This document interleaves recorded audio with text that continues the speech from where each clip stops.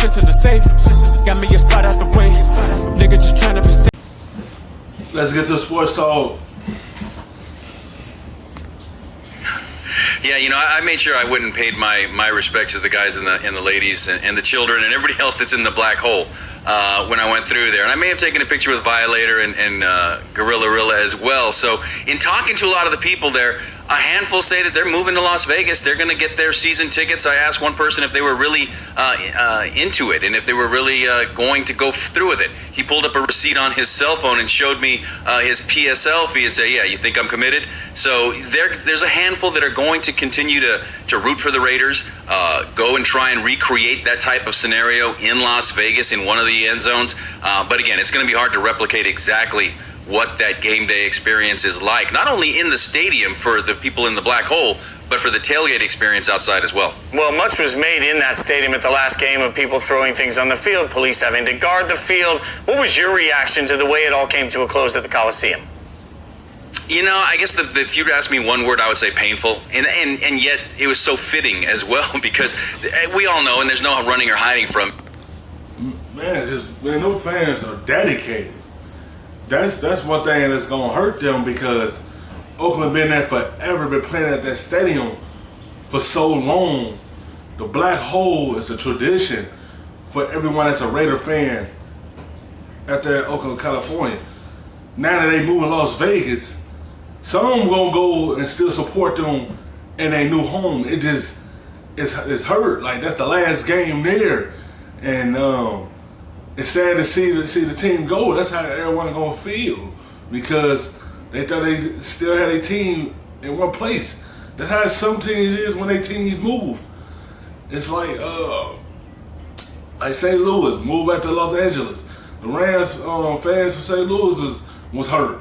It's just like when your favorite team leave the city and go to a new city like the Colts. They was the Baltimore Colts before they was any other Colts. Like it hurt the Baltimore fans, and then they got a new team in Baltimore and Baltimore Ravens.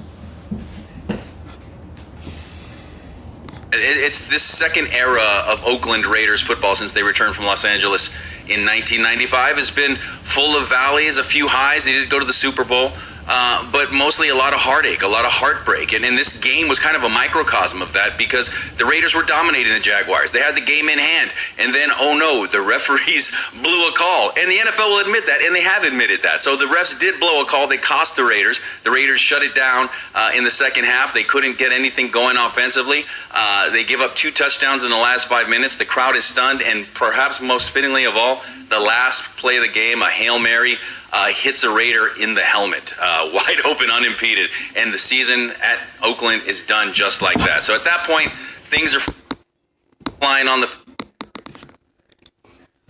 Man, that's not the way you want to end the season off from right there. That's not how you want to end it off, but that's how it came down to. It came down to that. Like, it hit a player in the head. Like, it's just sad the way that it ended for them. So, they wanted to end it off with a win, but the Oakland couldn't get the job done. And, yeah, the referee blow a call. But at the end of the day, they wanted to win before they leave the stadium. Field. Fans are upset, understandably. I'm not saying they should have been throwing things on the field. And then what got real strange is when Derek Carr took the time to go over to the black hole and pay his respects as well. The boos amplified when he got there, and then the crowd started throwing things at him when he was over in the crowd. And then when he spun off and ran out back to the locker room, the entire stadium saw him, and the boos were thunderous. And it was kind of an unbelievable situation, the way that this crowd kind of turned on a dime in the middle of a game. Well, and Derek Carr is somebody that's very polarizing for Raiders fans. There seems to be a love-hate relationship depending on who you are. Do you believe that Derek Carr will be the starter in Las Vegas?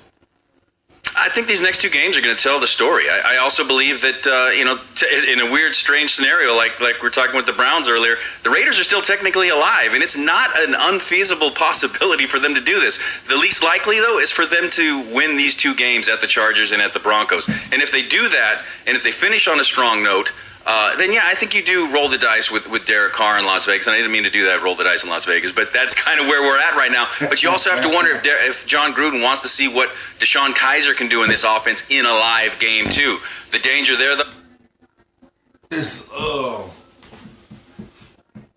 they just want to test how to see his Carr gonna be their starter for next year in Las Vegas.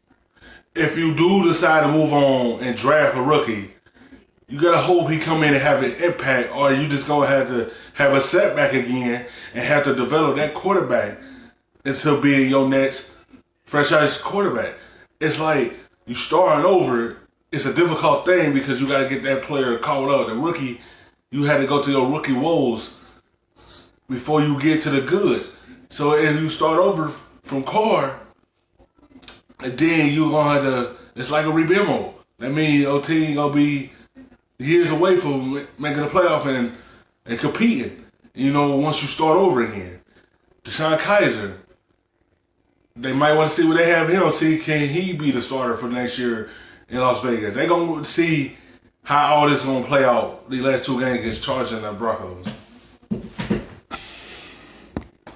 is if you throw Kaiser in there and you sit Derek, there's going to be a lot of unhappy people in both sides of the camp. And you're right.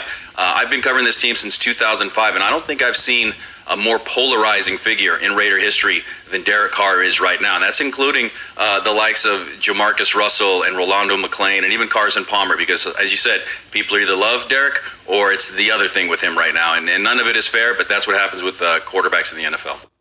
Thank you for watching ESPN on YouTube. For more sports and analysis, download the ESPN